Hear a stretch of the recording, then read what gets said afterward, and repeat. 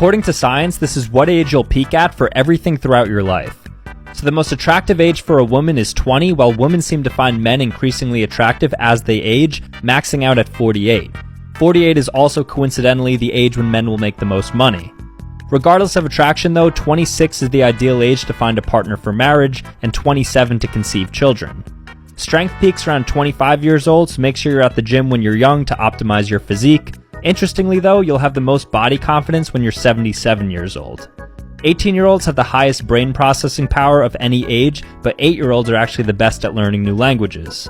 Your emotional intelligence and empathy peaks at 60, along with your vocabulary and arithmetic skills.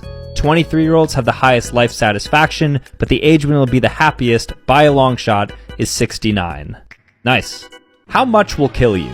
Well, it takes about 70 cups of coffee to ingest enough caffeine to trigger cardiac arrest, but you'd actually die by about the 25th cup because it takes just 6 liters of liquid to cause brain swelling and kill you. Speaking of liquid, 6 minutes submerged underwater is enough to take your life, but don't go too far above sea level because at around 26,000 feet, you'll die from a lack of oxygen. Sorry tall people, but for every inch above 5 feet, it's thought to take 1.3 years off of your life, and 13 consecutive shots of alcohol will take your entire life from you. 20 apples contain enough cyanide to kill you, as do 3 cherry pits, so make sure to spit and not swallow. 40 degrees Celsius will kill you from dehydration, while negative 21 degrees Celsius will kill you from hypothermia. And then finally, 185 decibels of sound can create enough air pressure to burst your lungs or shock your heart. Here's an example of what that would sound like. Pretty cool, right? These are things you should never Google, though you're probably gonna, so just proceed with caution. So don't look up death clock because it will provide for you a death date prediction that you'll likely never forget. Basketball fans, if you want to look up Evan Fournier, make sure to include his first name, otherwise you're in for quite the surprise. Don't look up calculus bridge because it doesn't refer to some complicated math formula, in fact quite the opposite. Never look up your symptoms when you're feeling sick because self-diagnosing can lead to severe hypochondria and anxiety. On the topic of medical conditions, steer away from searching for ring avulsions or degloving. Don't look up how to make a bomb or how to make meth because national security agencies will track you and will probably put you on a list. Don't look up your full name or email address because you may become paranoid from learning what you're linked to. And then finally, here's a list of food and animal related topics you should never search for. Seriously. This is how you will die, assuming about 1 million people watch this video. So 160,000 of you guys will die from heart disease and 140,000 will die from cancer. 40,000 people will die from lung disease and 25,000 of you guys will die from a stroke. Alzheimer's and diabetes will take another 25,000 and 10,000 people will die from a car accident.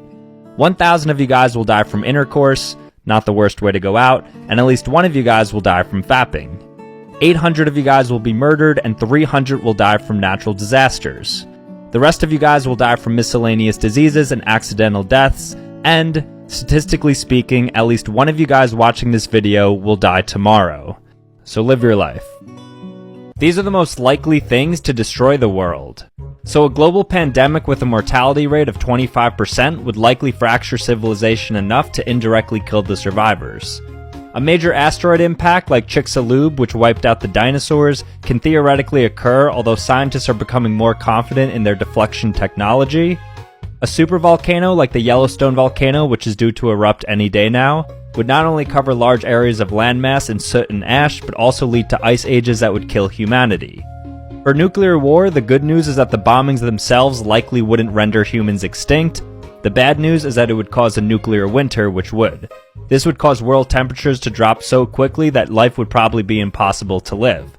Which ties into the most likely way that humanity wipes out, and that's catastrophic climate change in which the Earth rises by just 6 degrees Celsius. It's not clear if we'd be able to adapt quickly enough to overcome. This is a time-lapse of a wound healing in just 20 seconds. So the first step is hemostasis, in which coagulation and scabbing occurs to stop further blood loss. White blood cells shortly afterward fight the infection and help oversee the repair process, sometimes creating that clear fluid which you see, which is just getting rid of the infection.